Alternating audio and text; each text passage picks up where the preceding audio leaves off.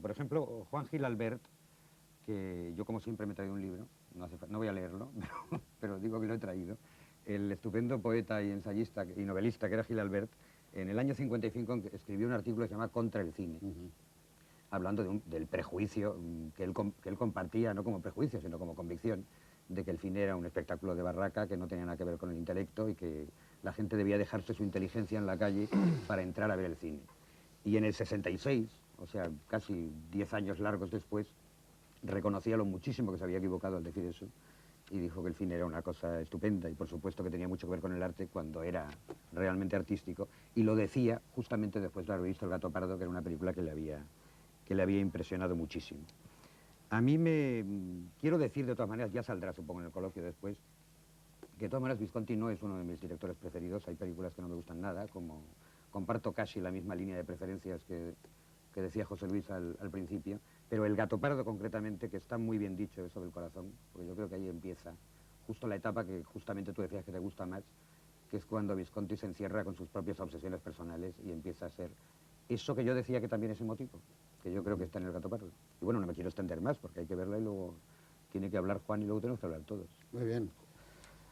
Don Juan Cobo, buenas noches. Buenas noches. ¿A usted le emociona El gato pardo? A mí me emociona El gato pardo, me dejó de emocionar un tiempo y me emocionó la última vez que la vi, la versión reconstruida, porque estaba en inglés y yo no sabía que Lancaster estaba tan maravilloso en su propio idioma. O sea que como todos nosotros hemos tenido la época de sí y no.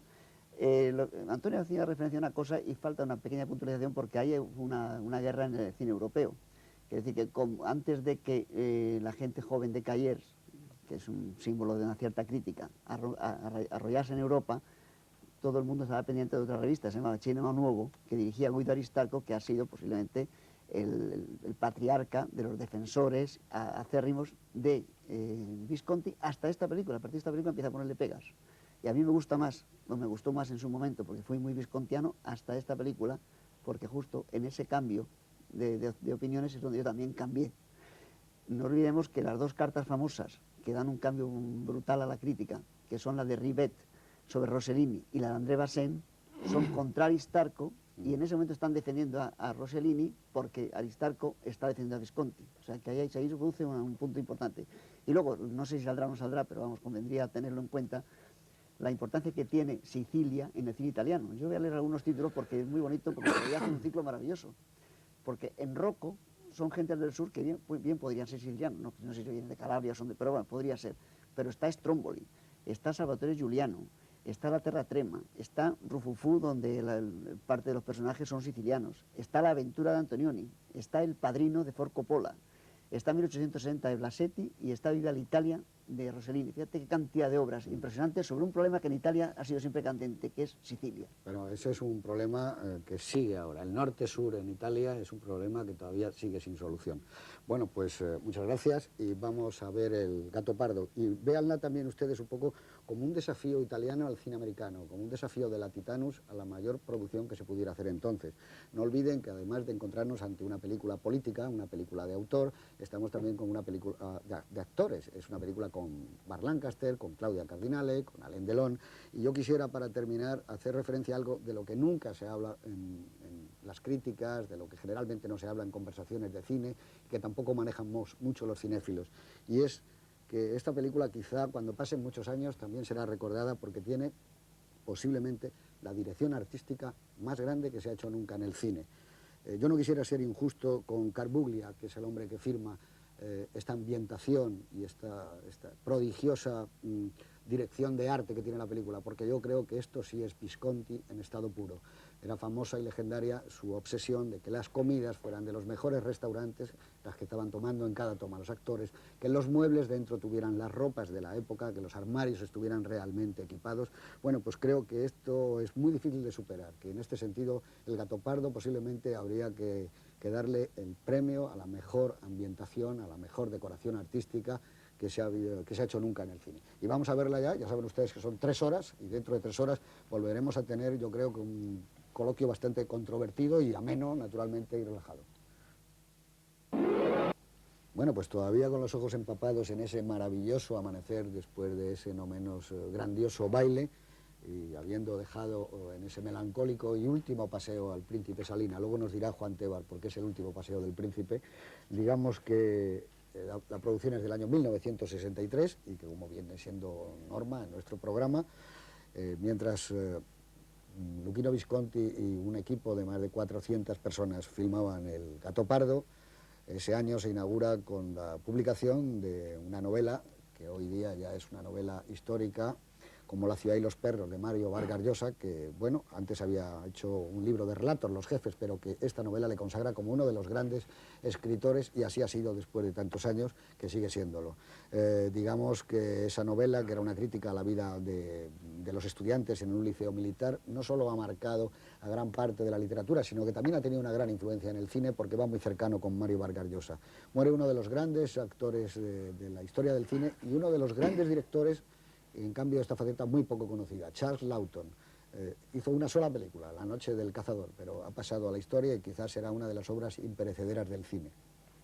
Muere también, bueno, es un año de muchos fallecimientos, muere también uno de los grandes genios de la poesía de nuestro tiempo, William Carlos Williams, ni más ni menos, el poeta cuya obra Masterson, en un canto, en casi 4 libros, pone en entredicho el hombre industrial, ese hombre que ahora ya no llamamos industrial, sino que no sabemos muy bien lo que es, pero tiene poco que ver ya con el lado humano.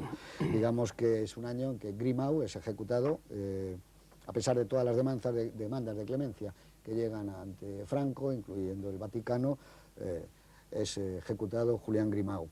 Y es el año en que se estrena la que hoy es quizá la mejor película de la historia del cine español, así está siendo considerada en muchas votaciones, El verdugo, de Luis García Berlanga. Es el estreno de una película singular que con el tiempo ha ido no solo ganando admiración y premios, sino que hoy es un reflejo muy imprescindible de lo que son esos años en la vida española. Muere Juan XXIII y digamos que el caso Prófumo en Inglaterra produce el acontecimiento de lo que se llama vida y sociedad en el mundo. Ya saben ustedes, Prófumo era el ministro de Defensa y tuvo que renunciar debido a un escandaloso asunto con una mujer, call girl la llamaban, una chica llamada Cristina Keller. Es como digo, un acontecimiento tremendo, sobre todo para las páginas de todas las revistas. Y bueno, digamos que hay una mujer española, Manuela Vargas, y siempre es grato decir todas estas cosas, que consigue el premio del Teatro de las Naciones, que es el premio más importante que se da a la danza en el mundo. Y con lo cual una española obtiene algo realmente que en esa época estábamos bastante escaso de ello, reconocimiento internacional. Muere Jean Cocteau, muere Edith Piaf también en París, y digamos por último que la gran noticia del año 63, sin ninguna duda, es el asesinato de John Fitzgerald Kennedy en Dallas. Añadamos también que fallece el poeta Cernuda, el escritor Aldous Huxley y el inventor del Dada, Tristán Tzara. Como vemos, ha sido un año, el 63, de grandes acontecimientos culturales. Y ya que hablamos de cultura, vamos a ver, Antonio, empieza tú mismo. ¿Qué te ha parecido ver ahora otra vez esas 3 horas de proyección del Gato Pardo? Pues yo creo que el Gato Pardo, vista con la perspectiva de los años, yo creo sinceramente que mejora. En su día, cuando la vimos, como estábamos metidos en la polémica tremenda entre las dos concepciones del cine, entre los evangelistas, entre los unos y los otros, el tipo de cine, el cine de la mirada y el cine de la reflexión, el realismo crítico y el neorrealismo, compromiso político. el compromiso político. En aquel momento estábamos tan metidos en aquel barullo que a todos nos sorprendió mucho, pero necesariamente yo creo que nos alineamos con mayor o peor fortuna en una de las líneas. Entonces, como parece ser, como dije al principio, que para defender a Visconti había que detestar a Rossellini, pues hubo una serie de gentes que éramos más partidarios de Rossellini. Sin embargo, al cabo del tiempo, yo reconozco que El Gato Pardo, con la distancia, me parece una película realmente colosal. Y me parece que es un ejercicio de análisis de una época, de una sociedad y de una clase verdaderamente certeros. Y lo que decíamos antes, y discrepamos un poco Juan Tebar y yo sigo opinando que es una película profundamente reflexiva. Lo que ocurre es que Visconti nos está contando casi su propia vida. Es tal cantidad de puntos de contacto que tiene Visconti con el príncipe Salina, que no cabe duda que según va avanzando la historia y el príncipe Salina se va encerrando más en su soledad, empieza a ser un contemplador, observador, de lo que está viviendo y a lo que está asistiendo. Visconti se acerca a él a entender realmente ese problema, y yo reconozco, Ahí está la emoción. y yo reconozco que los momentos emotivos